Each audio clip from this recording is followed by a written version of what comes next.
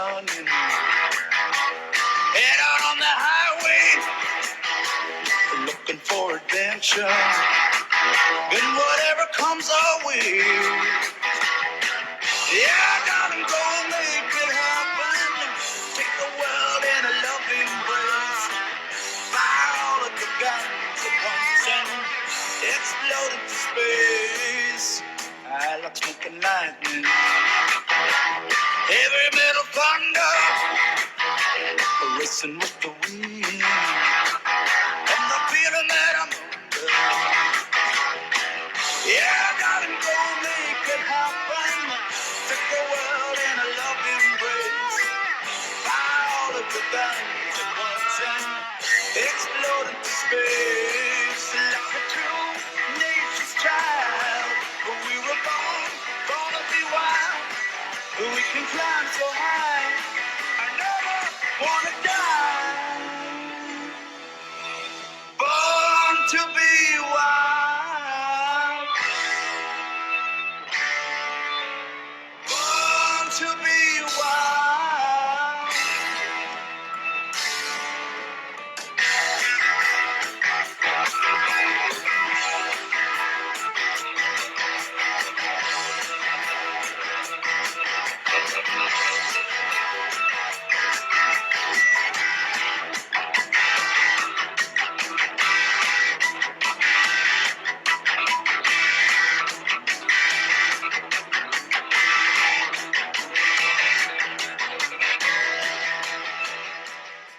Took it off here, Cups on the floor of me. and the steering shaft come off.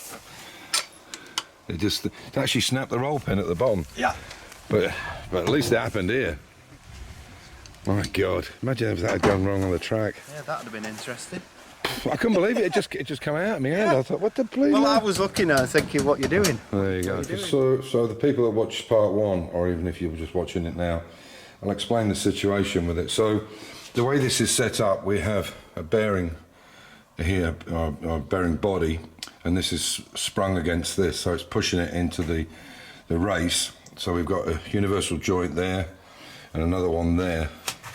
The one that failed was this one here. You can see we put a temporary roll pin back in it. Now a roll pin, for those who don't know, is just a pin, a piece of thin metal that's been rolled, and it's got a slight split in it, as in the name, roll pin, split pin, and it can change its diameter.